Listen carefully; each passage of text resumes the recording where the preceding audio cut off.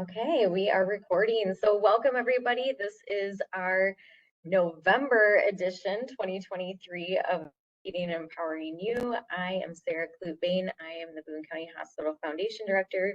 We sponsor the Educating and Empowering You programs each month to bring you information and education around healthcare topics that are impacting our community and individuals. So, super grateful today to have Natalie Oakes with the Iowa Donor Network sharing updates with us from their perspective. And I'm also going to let Natalie introduce herself and give her background as well. But really quick before I turn it over to her, just want to let everybody know we may have a program yet in December. There was one booked, and I know we had a cancellation, so we're working on a reschedule. So watch all of your typical news places, social media to keep up with the latest and greatest of what topics are coming out in December and in 2024.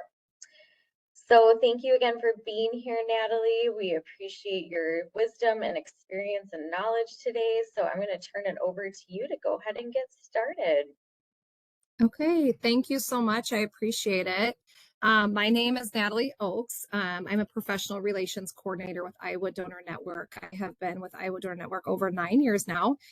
So I do multiple educations throughout the year. So I'm excited to be a part of this and hopefully impact and fulfill you all with talking about donation and what it means and how it can impact others. So a little bit about Iowa Donor Network. Our mission is working together to transform lives through organ and tissue donation, and our vision is all are inspired to donate life. With that being said, we are a not-for-profit organ procurement organization known as an OPO and a tissue recovery agency. So we organize and work with families to fulfill wishes through organ and tissue donation through the whole entire state. So what that means is we serve over 120 hospitals, so every single hospital across the state of Iowa, 3 transplant centers, and we also work with all of our out-of-hospital agencies. So that would include agencies like our EMS agencies, so our paramedics, EMTs, first responders, any of our long-term care or hospice facilities. We work side by side with all of our funeral homes and funeral directors throughout the state of Iowa, our medical examiners and investigators, and all the pathologists. And then we also work with law enforcement and fire in some regards as well. So anybody that would be involved or could be involved in a death or to help us get information with next of kin or identifying that person would be involved in the process of donation. We are regulated by CMS for organ and tissue donation, and then the FDA for those tissue and cornea donation cases only. We have offices in North Liberty and Altoona. All of our tissue recovery takes place in Altoona, where we have dedicated tissue recovery suites. So anybody who passes away and is able to be a tissue donor, whether they pass away outside of the hospital, inside the hospital, our funeral directors work very close with those facilities or agencies to communicate with them and help transport that person then to our tissue recovery suite for tissue recovery to take place. Any organ recovery would take place on site at the hospital in an operating room. We do have offsite recovery capabilities, meaning that if someone were to need an autopsy and or is in the jurisdiction of the state medical examiner's office or the decedent care center down at the university, we have recovery suites at both of those locations. So that way we can still fulfill that opportunity of donation for those individuals, and it does not rule them out for that donation opportunity. We have multiple departments within our organization that do operate 24/7, 365, just like a hospital would. So that way we can ensure donation around the clock, and it's not just happening Monday through Friday, 8 to 5. So we do have individuals that take all those incoming death notification calls from our different medical professionals throughout the state. Those same individuals are also going to make the family approaches over the phone for tissue. And then we have our family services team that in organ donation situations, those individuals are on site and meet with the families and are there with them day to day as their support, and then help fulfill that donation wish as well as an end of life opportunity. And then obviously we have our own funeral directors, we are the only organ procurement organization across the United States that has our own licensed funeral directors. And so we are pretty fortunate in that regard. We have incredible funeral directors that build great relationships with all of our funeral directors across the state, and also work with our families to help with those end of life cares or those cares following donation. We also serve as the primary call center for the Iowa Lions Eye Bank. And so when any of our medical professionals make a death notification call to Iowa Donor Network, we're screening for the possibility of organ, tissue, and we're also screening for eye. That way there's only one phone call and they don't have to worry about talking to two different agencies. And then we in the background work with the Iowa Lions Eye Bank if cornea donation would be involved. So understanding our role a little bit more, so to dig deeper into what is our role in the donation process. So in order for organ, tissue, or cornea donation to occur and to happen, or to fulfill that decision of that designated donor, we have to receive a phone call that death has occurred.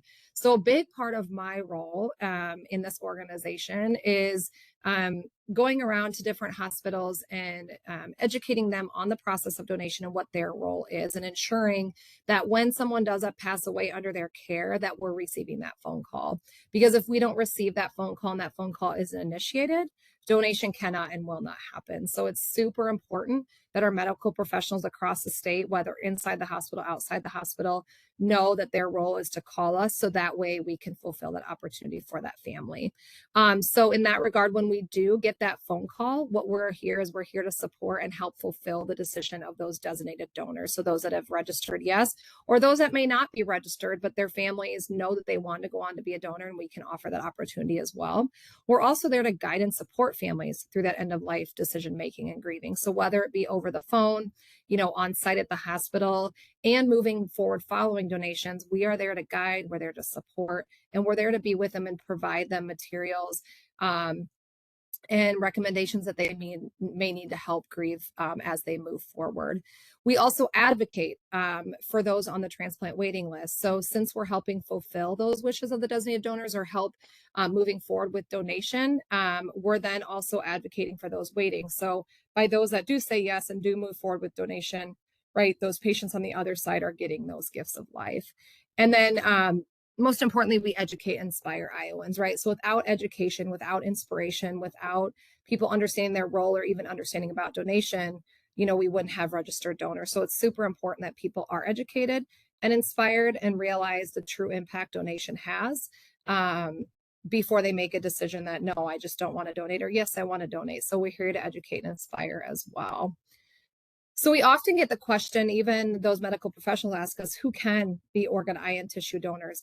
I like to start off by saying that, it's really case by case, and every scenario is different. You could have two very similar scenarios. One's able to be a donor and one's not able to be. But as we get into this more, I'll kind of touch on the difference between organ and tissue donation, because they are two separate types of donation. Organ donation is very rare compared to tissue, and kind of the circumstances around both.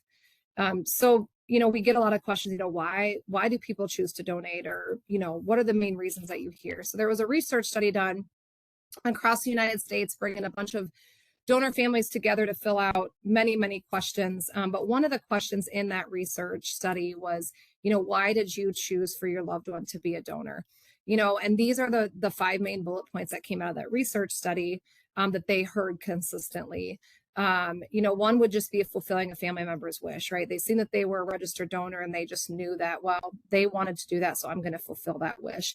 But the biggest thing that we see and that we hear, not only in the state of Iowa, but across the United States, that people say the reason they chose donation is because they believed that out of the worst day in their life, where they could not control the situation, could not do anything to change the situation, the one situation they could control and change was having the option to donate. So something good came from death, and it was kind of the rainbow after a rainy day sort of thing. So, there's a lot of reasons why people choose to donate, but believing something good came from death is what we hear consistently across the board.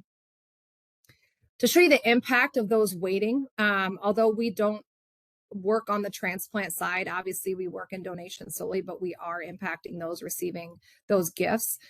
We have over 106,000 people waiting across the United States for a life-saving organ. And here in Iowa alone, we have over 600. So you can see how many people just within our state alone are waiting for that life-saving transplant. Unfortunately, there's 17 people that die every single day waiting for an organ transplant. So those individuals and those families that are choosing for their loved one to be an organ donor at the time of death, it's impacting those waiting, right? Because we see here that only 41,000 of those, or a little bit more, of the 106,000 people waiting actually receive a transplant every year. So those people waiting, it can be very scary. Unless those people waiting have a living donor, that's a perfect match. They have to wait for a deceased donor, and there's no physician, nobody out there that can say, well, in a week you'll get your transplant, or within 2 years. It's really a waiting game. I have a personal connection through donation, or I should say through transplantation, with my uncle. He was waiting for well over 6 years for a kidney transplant. And it was at the point in time where he either got his transplant or he died. So he did finally get his transplant, but they would have said, had he not got his transplant, within a couple weeks to a month, he would have been gone. So it was really scary every single day for 6 years waiting for that transplant. He had 2 young girls, but through his transplant, he did get to walk his daughter down the aisle and meet his first grandson that was just born here in September. So, it impacts people on both sides, whether it's through organ or tissue or transplantation, it does impact those waiting. You will see here that we have over 85,000 cornea transplants every year and over 2.5 million tissue transplants. That is because with tissue and eye donation, you don't have to be a perfect match. Anybody of any age, of any size, of any ethnicity, race can donate to anybody. There's no matching involved. There's no blood typing, anything like that. So when we're able to donate our tissues, it can go to anybody, not only within the United States, but across the world. Also, tissue donation is a lot more common. And so there's not a shortage of tissue. There's way more tissue donors than there ever are organ donors, and then not being a perfect match. So you're just going to see way more tissue and cornea transplants in comparison to organ. So when someone does pass away and is able to be an organ donor, so in order to be an organ donor or to be suitable for organ donation, you do have to be mechanically ventilated in a hospital setting in order for organ donation to be possible, right? So if we are pronounced dead at the scene of a car accident or at home, and we are never able to get intubated and on that mechanical ventilator, there's no longer any blood flow or oxygen going to any of our organs, or organs would no longer be viable for transplant. And so when someone is in that rare chance suitable for organ, these are the 6 main biological organs that can be donated. So at the time that that patient comes in, they're treated for life-saving measures. But if that prognosis is poor and it ends up resulting in death, we can offer the opportunity for organ donation. Then we look at each and every individual organ through tests and scans, MRIs, blood draws, cultures, all sorts of things to determine, okay, based on all these tests, medical history, social history, what now are we able to donate? And so we have potential to save anywhere from 8 on up to 9 lives through the gift of organ donation. Our lungs can go to 2 different individuals, so left lobe, right lobe, or en bloc. Our kidneys typically always go to 2 different individuals. And then our liver can be dissected into 2 parts as that regenerates in others through that gift. So although rare, that is an opportunity. We do only have a certain amount of time to surgically recover those organs, transport them, and then transplant to who's getting that gift of life. And so as you can see here with the heart and lungs, we only have 4 to 6 hours through that whole process. And so it's very time sensitive with our organs. And we only have that certain amount of time to do so. And so when placing our organs, every organ has a particular region around the state of Iowa that we place. And then if no one can accept in the region, then we can place nationally. Anytime someone is suitable for organ donation, all their name and information gets put into what we call the United Network of Organ Sharing, or UNOS. This is where our transplant list across the United States is held. It's the only transplant list there is. And so anytime someone is suitable for organ, their name gets put in there, and then that system pops up with the name of the first person that we need to offer. And then they can continue to go down the list until they find someone to accept that organ. And then we work with that transplant center to organize and facilitate OR time and what staff is going to be there and so on and so forth. So most of our organs usually get flown out of the state. You will see time to time that they'll stay in the state, but typically they're recovered and flown to somebody within our region outside of the state of Iowa. You will see that liver, pancreas, intestine, and kidneys, we have a little bit longer time frame than heart and lungs. All of them still time sensitive, and we can't go over those max amount of hours for transplant of each of those organs. It is very rare to die in a manner in which we have potential to be an organ donor. Out of every 1,000 deaths, whether in the hospital, out of hospital, 1,000 deaths, only 3 of those individuals ever have potential to even be an organ donor. So as you can see, very, very rare. Which is why it's very important that we work with all of our hospitals to recognize what we call imminent death referrals. These would be those mechanically ventilated patients that have a poor prognosis that aren't going to survive the extent of their injuries. So we're working with the nurses and physicians and the whole care team for them to notify us, obviously, prior to them passing away. So that we can offer that opportunity if they do progress to a point where they're not going to survive their injuries. Donation does require a lot of teamwork. So I have said multiple times already that we must get the phone call that death has occurred, right? So we do serve as that center wheel, but our center wheel does not move and is no good and does not work without the teamwork and the work from everybody else around us, right? So it takes a medical professional at one of these agencies to make sure we're notified first and foremost. Then once we're notified, we still have to work with these organizations to move through a donation and to make sure it runs smoothly. So if the hospital calls in that death, we are working with that nurse to provide us all the information that she has, medical history, information about the family, to provide us the next of kin number, funeral home information possibly. If that patient was brought in or worked on by the local EMS/fire, we work with them to obtain a run report and to see what medical interventions that they had done. If they came from a long-term care facility, we have to work with them to get medical history. A lot of times we have to work with law enforcement to identify the next of kin. If it's a medical examiner case, we have to work very closely with them because they have jurisdiction over the patient. And so we have to work with them to be able to let us know whether we are allowed to move forward with donation or not. And then we are involved with funeral directors on every single case. So we work with them to ensure that that continuity of care is continued and that we are doing everything that the family wants and making sure we're fulfilling their wishes at the same time. So as you can see, it requires a lot of teamwork and support from all of our supporting agencies across the state. There are 2 donation scenarios. So there's deceased donation, living donation. When it comes to Iowa Donor Network and what we facilitate and organize, we facilitate and organize deceased donation only. So when you register on your driver's license, when you go in and they ask if you want to be a registered donor and you say yes, you are saying yes to organ tissue and eye donation at the time you pass away. And that is what we organize. So this is the process of donating organs, eyes, and tissues at the time of one's death for the purpose of transplantation to another person or possibility for research, study, and education. Now, there is living donation. This is not something we organize or are even involved in this process, but this is when a living person chooses to donate an organ or part of an organ for transplantation to another person.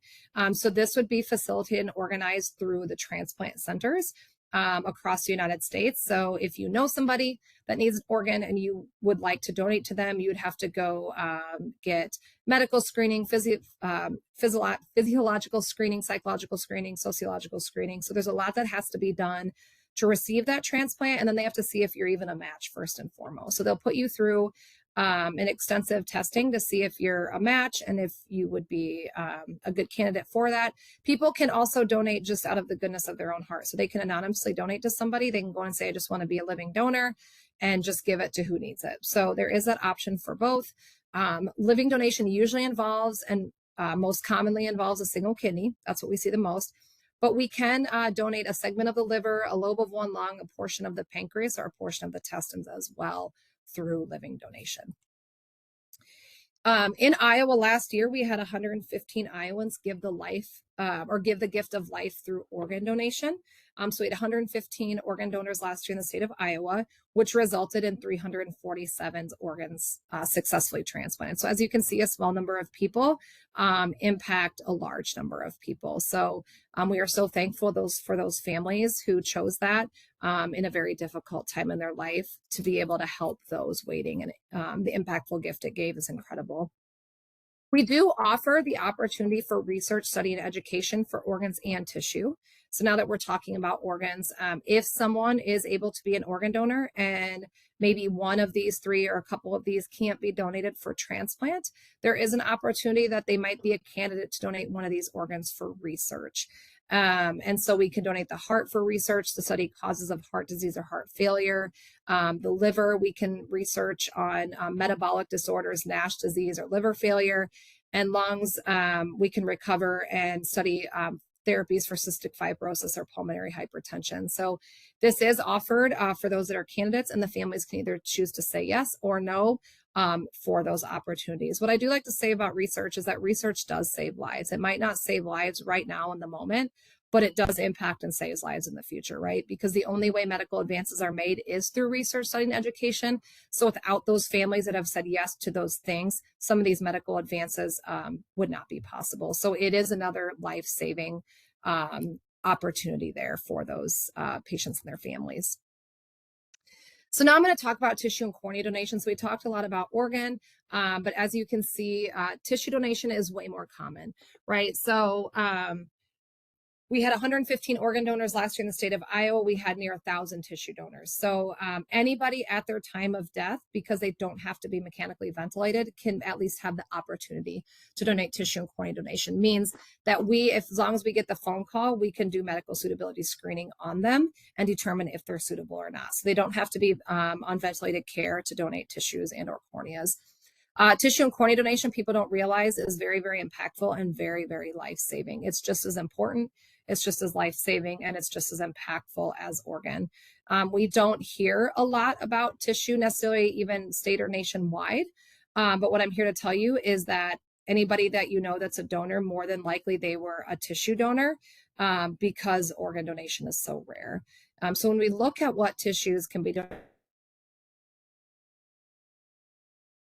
the importance and the impact and really the life-saving gifts that skin can give.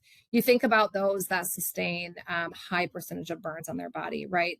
In order for them to live or have an opportunity to live, they have to receive that skin grafting. Well, how is that done?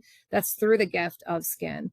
And so skin in itself is extremely life-saving for our burn victims, used in multiple different cleft palate repairs, many different wound treatments, right? So you think of patients that have severe wounds and they just can't heal over time. They can use skin to help those heal. Post-mastectomy grafts, bladder slings. So there's a lot that our skin alone can do to impact and save lives of others. We have our heart valve. So if we're not an organ donor or we cannot donate our heart for organ donation, there's a possibility that the heart could be recovered to recover the heart valves out of that. And those are most commonly used for our kiddos born with congenital heart defects. Really, really impactful and life-saving for them. Yes, there are artificial heart valves, but if anybody's had any experience with that, as those kiddos continue to grow, they have to replace that heart valve to meet the size of that heart. Where if they receive a donor heart valve, as they grow, that heart valve is going to grow with them. So it reduces the amount of surgeries. We have veins that are used in many different bypass surgeries or grafts to help maybe restore circulation to heart or extremities. Veins are also used to help create fistulas for kidney dialysis. We have our corneas.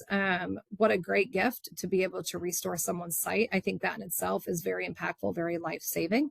I can't imagine myself losing my sight or having a little bit of sight loss and how that could affect my life. So I think the gift of corneas is absolutely incredible, beautiful gift and can impact multiple people. Our bones helps save injured extremities, replaces joints, used in spinal fusion surgeries, a lot of dental surgeries, we commonly see bones. So there's a lot of things our bone can do. And then our tendons are used in sports injury repairs. So ACL tear would be a common use for a tendon. You'll see on the side there, we also have multiple other tissues that can be used. These are a little less rare, but we have the opportunity to donate aortic iliac to help in trauma or patients requiring vascular surgery for bypass. or those AAA surgeries. Vertebral bodies, we use the stem cells out of these, and they're hoping to create immunotherapies for transplant recipients and or possibly someday build or have a bone marrow bank that these stem cells can be used to create a bank. That way those waiting for a bone marrow transplant no longer have to wait for a donor that we can pull for a bank just like we do blood. So as you can see, a lot of different tissue opportunities through donation. What's beautiful about in Iowa is that anyone who's a tissue and or cornea donor, those tissues are used for medically necessary treatments only. So we do not give our tissue to cosmetic only procedures. So if cosmetic surgery is needed due to trauma, it can be used, but only medically necessary treatments are tissue donors in Iowa. That's what it's used for. Natalie, I'm going to stop you for a second. I'm so sorry. I don't know if your slides are advancing on our end because it's still on organ donors in Iowa, and I think you might be referencing some other slides. It hasn't advanced? Oh. Hasn't advanced from organ donors in Iowa. It says in 2022, the 115 Iowans gave the gift of life. That's what it's showing on my screen still. Sorry. Okay, let me see. That's all right. I'm glad you said. Can you see what's on there now? Same. It hasn't moved. What the heck? I wonder if it's like a refresh thing or something.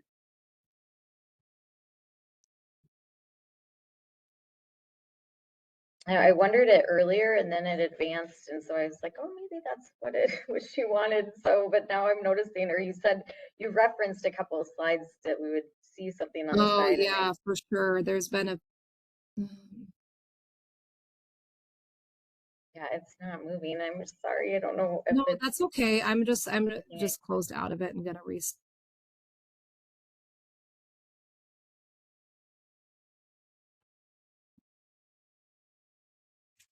What are you seeing now? It's still showing the same screen. The same slide, organ donors in Iowa.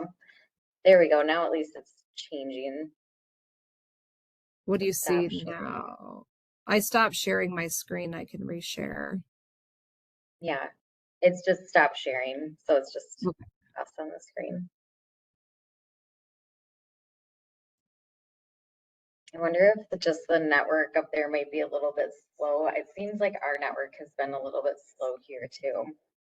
Yeah, I look like, according to the thing, it says I have full service, but I don't know. Okay,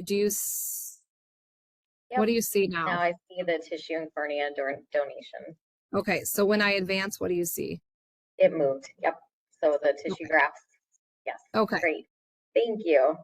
Perfect. Should I go back through the other slides? Well, maybe just do a stop and pause on each one for a moment. You don't have to really say much, just so that we have it recorded on here. That would be great. Okay, thank you. I'm going to mute and let you keep going.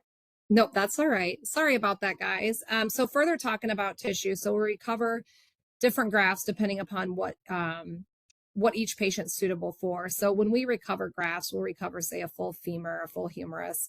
And then they take those things and then break them down at our processor into the surgical pieces that they need to use for those transplants. So you'll see here what a tendon for an ACL repair would look like, or a pulmonary valve. You can see up there in the right-hand corner, that would be like what a spinal fusion surgery, the piece that they would use for that, or an allograft skin for burns and wounds. So there's a lot of tissue grafts outside of this, but these are kind of the most common things we see. So once we send off the processors, then our processors across the state make them and break them down into the surgical pieces they use for transplant. To show you the impact of tissue donation alone, this is a tissue impact map of a young gal named Amanda. She passed away in a car accident 5 years ago in October. She did pass away right at the scene of the accident. It was near State Center is where it was at. She was on her way.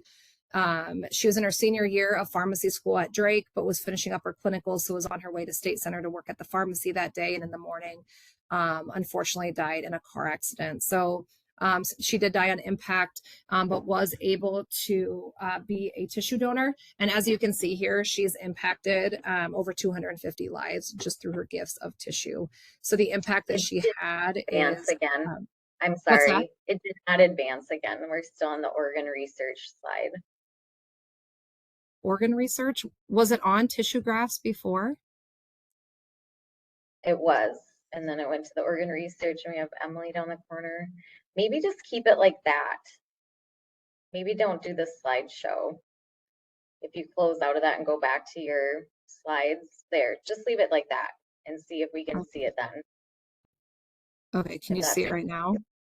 Yep. And Okay. so I see tissue grafts. And then, yeah, there's Amanda's impact. Okay, I think this should work. Great. Okay. Thank you. Yep. So Amanda's impact, so like I had said, she's impacted multiple people's lives across the United States and even internationally. So we have the ability to not only help people in our own country, but we can say yes to allowing our loved ones' tissues to be sent across the world. So as you can see here, she's not only helped people in the United States, but you have Switzerland, United Kingdom, and Malaysia as well. So you can see the breakdown on the bottom, but the impact of tissue donation is very profound. And she impacted multiple people's lives through her gifts. In 2022, so last year, we had 979 Iowans improve and heal the lives of others through the gift of tissue donation alone. So as you can see here, tissue donation is way more common than organ, impacts multiple people's lives, and each tissue donor can impact anywhere from 50 on up to 300 people's lives. So the amount of gifts, again, with tissue is very profound and impacts several thousands of people's lives each and every year. We can also recover tissues for research. So much like organ, we have the ability at our time of death to recover corneas, skin, and bone marrow for research. Again, same process. Families have to be okay with this, but we have the opportunity to look at the eyes for different diseases affecting eye and cornea donation. With skin, the transdermal administration of medication, or bone marrow banking for immune intolerance induction post-organ transplant, and also that bone marrow bank. So we can offer the gifts through research as well. And in fact, currently here in Iowa, there's a pathologist down at the University of Iowa that is recovering brains for research and is researching mental health. And so that has been an opportunity for our patients that's passed away here in Iowa the last several months, and many people have taken part in that research study. So pretty cool what is happening here in Iowa with that. Although we are not the deeded body program, we often get confused, or people think that we are a part of that. We are two completely separate organizations. Our processes are completely different. But I do like to bring this up. With organ, tissue, and eye donation, you do not have to be registered prior to your death to be an organ, eye, and tissue donor. Anybody at their time of death, whether registered or not, can be given the opportunity. However, with the deeded body program, you yourself have to complete paperwork and sign and date it with the deeded body program and then have it on file in order for your body to be donated to science. So the difference here is organ tissue and eye donation is right specific organ tissues and eyes, where the deeded body program is you're donating your whole body to science. So you're saying I'm donating my whole body to science for specifically research, study, and education. So to help with medical education, research. You can be a registered organ, eye, and tissue donor and have a deed of disposition on file with the deeded body program. The DBP does recognize organ and tissue donation as a noble choice and is unable to accept bodies with missing organs or tissues. So if you are an organ and tissue donor, you cannot then donate your body to science after that. So it would, in that regard, if you really want the deeded body program, again, make sure you let your family know so that your body goes there and doesn't trump. Otherwise, organ and tissue donation typically will be recognized over the deeded body program. Cornea donation is very common with deeded body donors and can occur before whole body donation can happen. So although they can't accept bodies with missing organs and tissues, someone can be a cornea donor and then still donate their body to science. So it is important to inform family members whether the donor's priority is organ tissue donation or whole body donation. So again, this is something you have to work with one of our deeded body programs across the state to ensure that that paperwork is filled out prior to your death. It's not something that your family can make the decision for you at your time of death. So completely separate program. We are not them, but we often get confused that we're the same organization. Are you seeing the video screen now? Just want to make sure before I push play. Yeah, there's just a little bit of a delay, but it's this looks like the video screen is up. Okay, I'm going to put myself video. I am going to play you guys a video. This is many donor families and recipients throughout the state of Iowa that have shared their story and how donations impacted them. Okay, so now it's sharing your screen where we're seeing us. Yeah, okay. Got it. At the age of 33, my husband passed away with his son being 6 months old. His desire to be an organ donor and me saying yes saved my life. Yeah. It gave me peace. It didn't save me in a way that you hear normally as a donor family. I find peace in continuing his legacy and saying yes. And I'm a better mom to his job because of it. Yeah. About 3 years ago, my dad was sick and had end-stage kidney disease, and I went to Peru to spend the last days of his life with him, and he shortly passed away shortly after from end-stage kidney disease. When I got back to the US, I found out that my friend from college also had end-stage kidney disease and was gonna need a kidney transplant. I decided to offer to be her donor. So we went through the process. We found out that I was a match, and we went ahead and had our surgeries like about 9 months after my dad passed away. Through donation, we've become really good friends, and I've gained a whole new family. Donation gave me closure. Organ donation gave me peace. Donation gave me life. Donation gave me light. Donation gave me reason. Organ donation gave me hope. Donation gave me comfort. Donation gave me life. Donation gave me knowledge and a hero. Donation gave me joy. Donation gave me blessings in the worst day of my life. You have the power to give life, love, legacy, markets.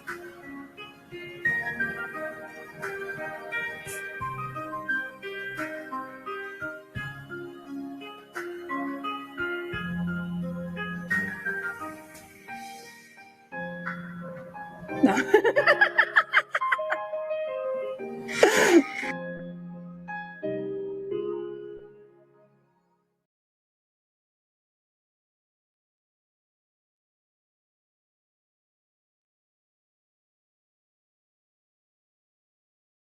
You're muted.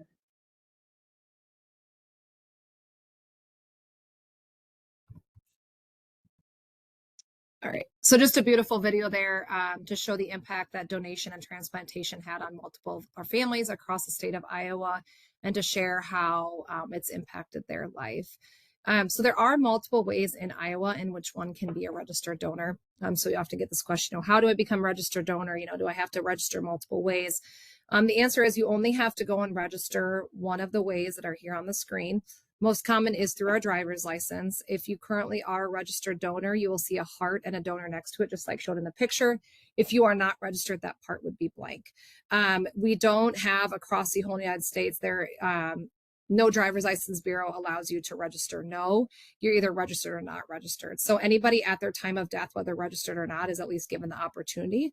And in fact, we have many individuals that choose to move forward with donation, even if their loved one was not registered. You can go online as well and register as a donor at any point in time. You do not have to do both. I do highly encourage, if you are registered, that you do have that on your driver's license as more of a visual for your family. When something does happen to you, they're looking for answers. And if they didn't know the answer and then you're not registered, now they're left up in the air to question, did mom want to be a donor? Did she not want to be? I don't know. We didn't have this conversation, where if you are registered, it's on there, it's very clear that that is what you want it to be. Also, by you registering yourself, you're protecting yourself from someone coming in saying, well, no, I don't want them to be a donor. And so you definitely do want to make sure it's on your driver's license. However, you can go online. Like I said, you have the opportunity to register when you get your hunting, fishing, or fur trapping license. And this was established and enacted back in the fall of 2019. It was after a boy named Logan Luft. He was from Charles City, Iowa, and passed away in an ATV accident 6 years ago this past July. He always wanted to go into DNR. That's what he wanted to study when he got older. So they felt this was a great way to continue to honor his legacy. They met with legislation in Iowa and got this law passed to allow you to register when you do so. Since that law was enacted in 2019, we've had over 6,000 new registered donors added to our state registry just from that law. So Logan and his family continue to make a huge impact across the state of Iowa with that.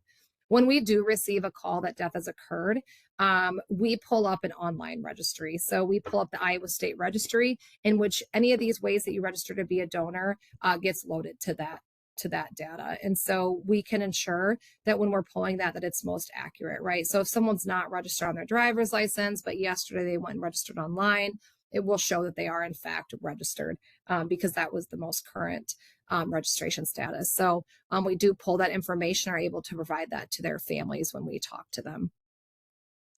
When you do donor designate yourself, meaning that you did register, yes, you went in the driver's license bureau, you went online, or when you got your hunting, fishing, or fur trapping license, you are the only one that can register yourself, and you are the only one that takes yourself off the registry.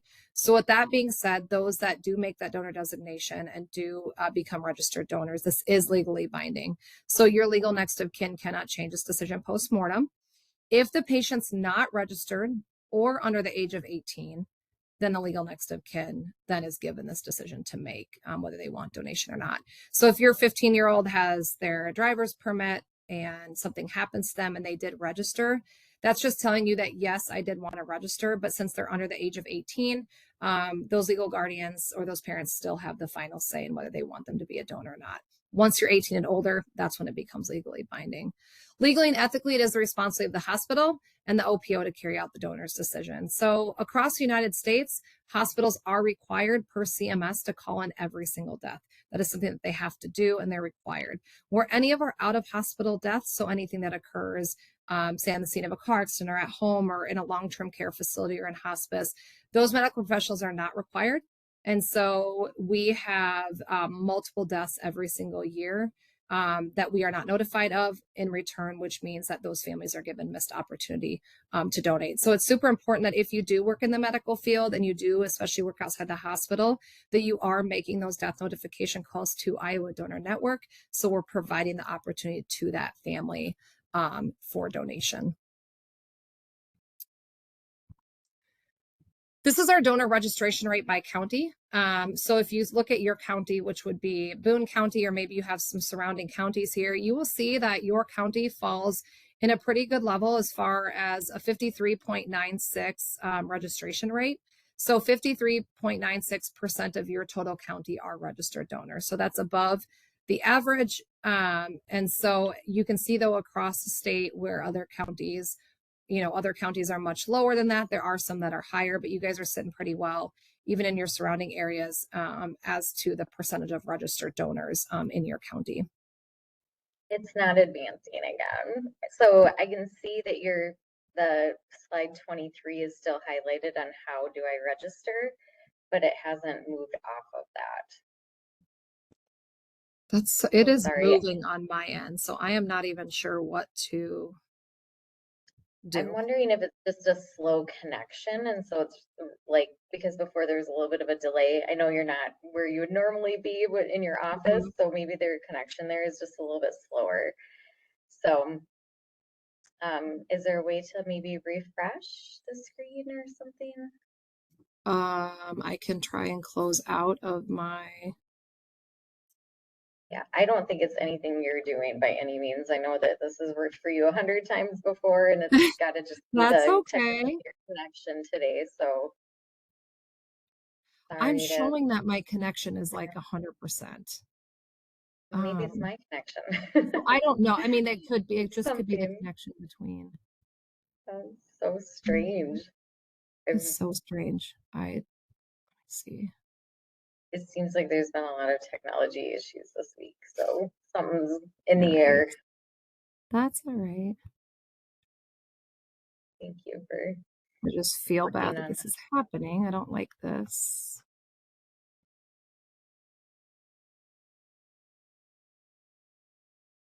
to the county slide. Yep, now I can see it.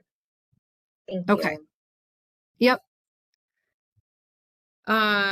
So just as I had stated, you will see here within your county and Boone County, 53.96 of your total county are registered donors, and you will see some of the surrounding counties. Some of them are extremely low. Dallas County you'll see is 36.19, Story is 46.1.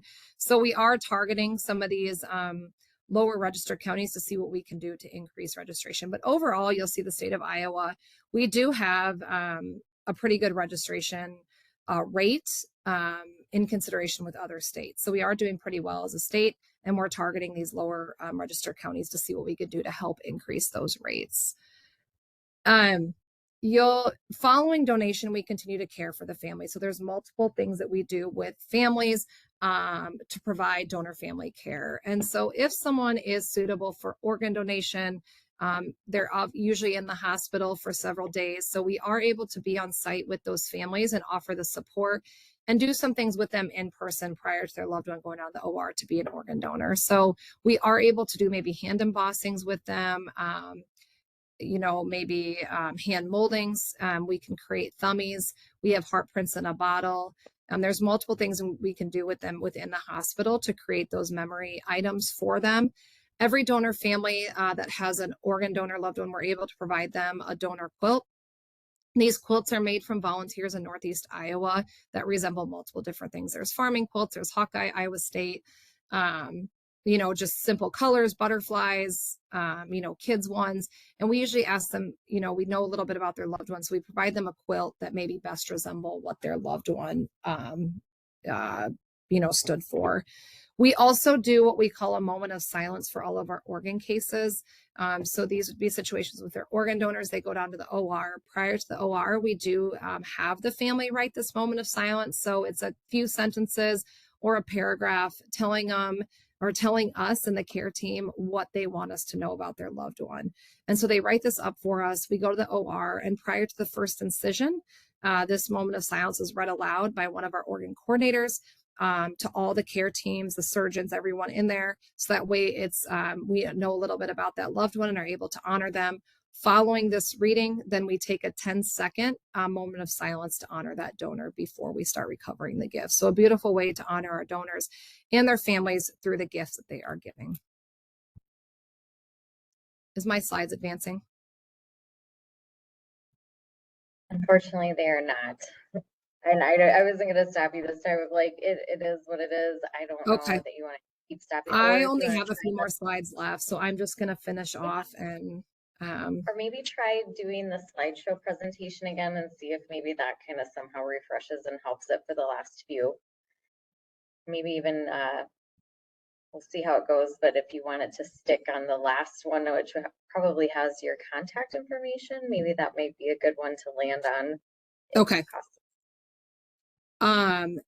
We also provide a lot of donor family care items for the family to take home. So we have donor medallions, donate life bracelets that we can provide. We also provide a written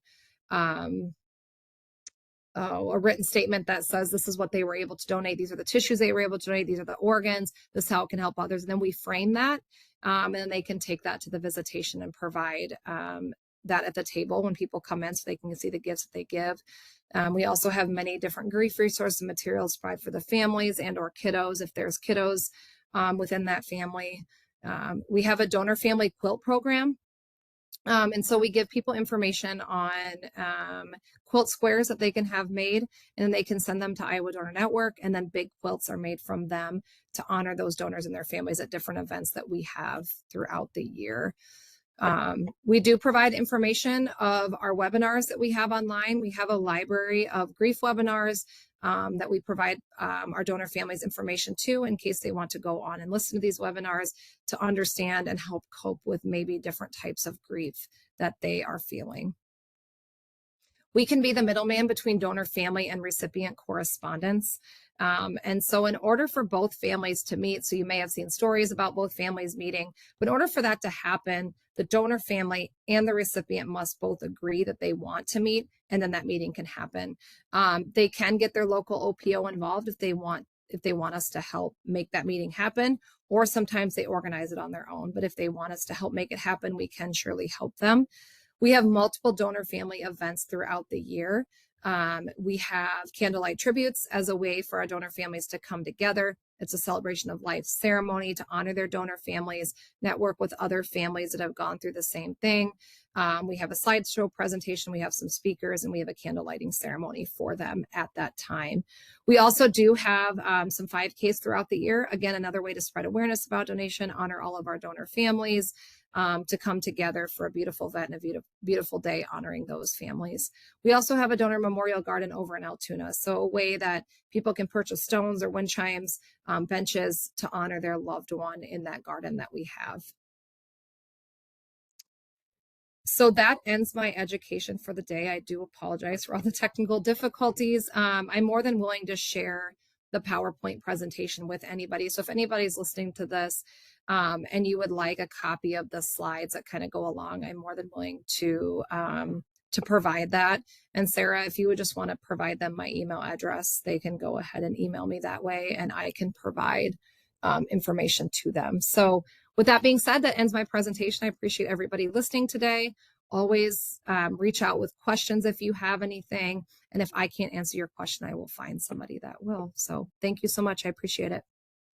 Awesome. Well, I was just going to say really quick, yes, despite all of our technology issues today, which obviously was just simply technology, you did an absolutely amazing job sharing all this information. I just get the sense that you must feel like this is a really rewarding job that you do. Yes, it absolutely is incredibly rewarding. Obviously, we deal with death every day, right? So we deal with the pain and grieving of our families, which can be very, very hard. We also know that we're providing them with something that is that feel good in the moment, right? We're able to provide that their loved one is able to help and save lives through other, which, like I had shared earlier in the presentation, it really helps them in their grieving process that they, hear stories, are able to connect with those recipient families. So it does provide them something that they control in the moment and something that makes them feel good moving forward. So it is very rewarding.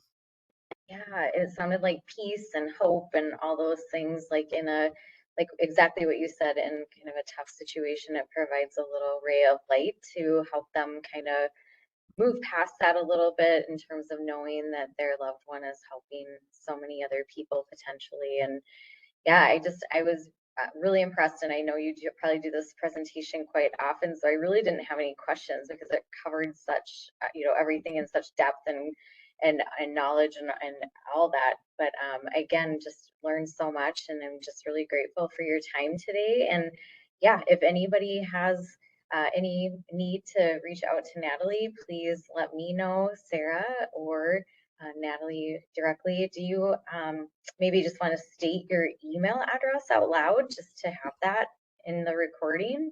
Yes, absolutely. My email would be N as in Natalie, and then my last name Oakes, so OAKES at IADN.org, so like Iowa Donor Network.org. And so again, NOAKES, so NOakes at IADN.org. You could also always find my information online. If you go to Iowa Donor Network website, there's an area where you can find my information. I think you would just click on your county or type in your county and it will pop up my email information there as well, or my phone number. So I'd be more than happy to send slides, have a conversation. If anybody has an interest in education outside of this, I'm more than willing to provide that as well. So I appreciate your time and inviting us. And again, I feel terrible that we had these technical difficulties, but I guess that's the world of technology sometimes, right? Yes. No, nothing you could do. And yes, you do a wonderful job, and you also do a big job in terms of all the aspects of education. And just listening to all this, oh my gosh, there's so much that goes into it. And I'm just really grateful for all the work that you do behind the scenes. So thank you, Natalie. Thank you for being here today with us. and look Yes. forward to having you back another time. Absolutely. Thank you so much, Sarah. Thanks. Take care. Bye. All right. Bye.